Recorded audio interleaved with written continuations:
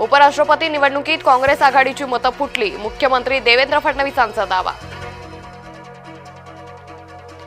मतपत्रिकेच्या निवडणुकीतही आम्हीच जिंकलो बरं, निशिकांत दुबे यांनी राहुल गांधींना डिवचलं। मंगळवारी झालेल्या निवडणुकीत भाजप आघाडीचे सीपी राधाकृष्णन जिंकले।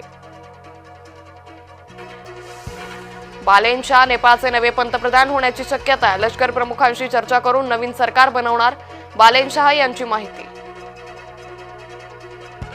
राहुल गांधी यांच्या वागण्याची समाज माध्यमात चर्चा, उपराष्ट्रपती निवडणुकीच्या मतदानादरम्यान भलत्याच दिशेने गेले राहुल गांधींना आवरायला अधिकाऱ्यांची धावपळ।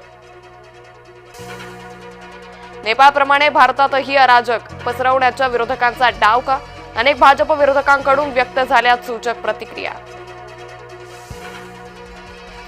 मुसलमानांवर भडकले प्रकाश आंबेडकर, काश्मीरात अशोक स्तंभ चिन्हावर धर्मांध मुसलमानांचा हल्ला, आंबेडकरांकडून धर्मांध मुसलमानांच्या वागण्याचा निषेध।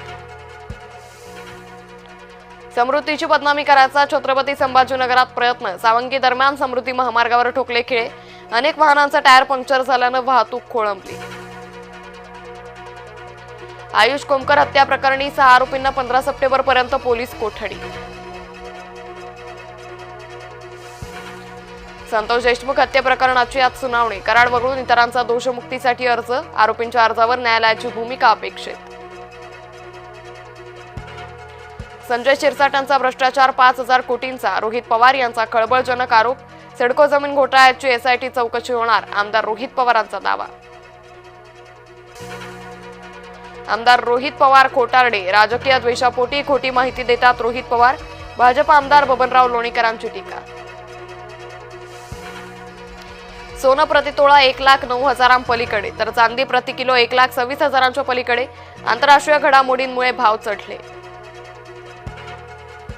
पूरस्थितीमुळे जम्मू काश्मीरमधील जनजीवन विस्कळीत, महाराष्ट्र सरकारकडून जम्मू काश्मीरला 5 कोटींची मदत।